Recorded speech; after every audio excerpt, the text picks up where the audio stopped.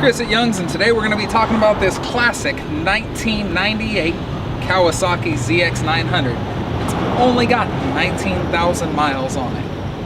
As we look down the bike, we're going to see there's that nice vintage style. The round, sleek, big body, you know, everything about it just screams old school. The windshield's been replaced here with a speed screen, giving it a little bit more of a modern sleek to it. These bikes were one of my favorite back in the day because they came with the reinforced bar for the fairing. So for you stunt riders up there, that keeps you from causing a lot of damage when those unfortunate accidents happen. Bike also comes with an aftermarket Muzzy full titanium exhaust system, giving it a little bit extra horsepower out in those lines.